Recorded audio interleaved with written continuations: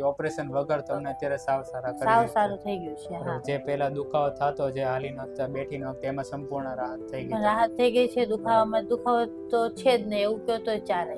બરોબર. બેન, તમને તકલીફમાં શું થતું? મને છે ને કમરમાં દુખતું હતું અને બેઠકની ગાદી છે કમરની બાજુમાં, ત્યાં દુખતું હતું. બરોબર. આવો દુખાવો તમને કેટલા સમય 6-7 વર્ષથી દુખાવો હતો. અલગ અલગ જગ્યાએ બતાવ્યું, ઓર્થોપેડિક ને સાઇન માં બતાવ્યું હતું, પણ કઈ ફેર પડ્યો નહીં ઘણી દવા લીધી છતાં.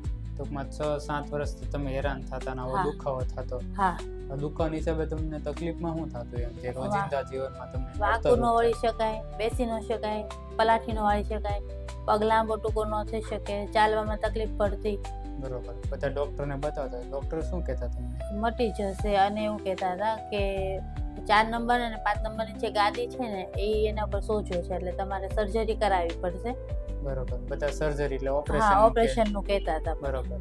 પણ આપણે અહીંયા એક સારવાર લીધા પછી હવે તમને કેવું છે? જ્યારે મેં પહેલી સારવાર લીધા પછી ઘરે ગઈ ને ત્યારે મને છે ને ઘણો ફેર પડ્યો હતો, અને મને લાગ્યું કે ના, મને ફેર પડી જશે, સર્જરી કરાવવાની જરૂર પડશે જ નહીં. બરોબર. આપણે વિધાઉટ સર્જરી એટલે સર્જરી ઓપરેશન વગર તમને અત્યારે સાવ સારું થઈ ગયું છે. હા.